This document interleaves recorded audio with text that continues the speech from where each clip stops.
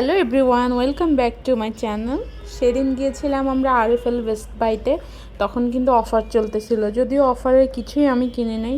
এই ছোটো ছোটো কিউট জারগুলো দেখছিলাম। আমার মেয়ে হেঁটে বেড়াচ্ছে জুস খেয়ে খেয়ে। একটা কিউট জুস মগ দেখেছিলাম, চায়ের কাপ, খুবই সুন্দর। এখানে আছে, এই সেকশনে আছে সবগুলো চেয়ার টেবিল। তারপর দেখাচ্ছি একটা পানির মগ, এটা হচ্ছে একটা অর্গানাইজার, আরও অনেক অনেক অর্গানাইজার।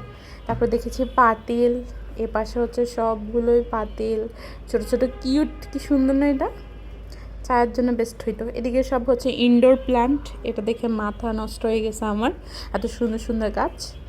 মেয়ে তার বাবার সাথে জড়িত করে এদিক থেকে সেদিকে ঘুরে বেড়াচ্ছে। আমি খুব নস্টালজিক হয়ে গিয়েছি, কারণ ছোটোবেলায় সবারই বাবা মা এরকম করে বাচ্চাদের খুবই আদরে আদরে রাখতো। বড় হয়ে গেলে তো বড় হয়েই যায় আসলে।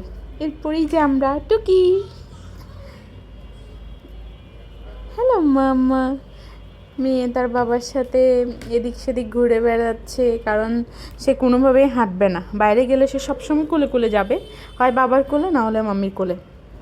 কিউট একটা গোল্ডেন কালারের ছাটনি, খুবই পশ। কিন্তু একটা কেচি, একটা খাবারের ব্যাগ, মেয়ের বাবা সাইকেল দেখছিল।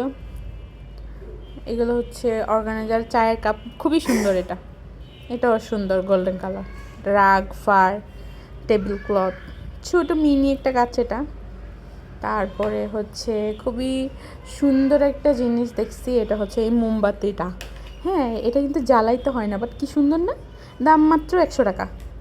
এরপর অফারের কিছু ছিল, যদি এগুলো আমি কিনবো না, কারণ আমি লাইফ থেকে প্লাস্টিক বাদ দিয়ে ফেলছি। এরপর আমরা গেছি আড়ংয়ে গিয়ে একটু এসির বাতাস খেয়ে চলে আসছি, যদিও কিছু কিনি নাই, কিনতে গিয়েছিলাম, পছন্দ হয় না।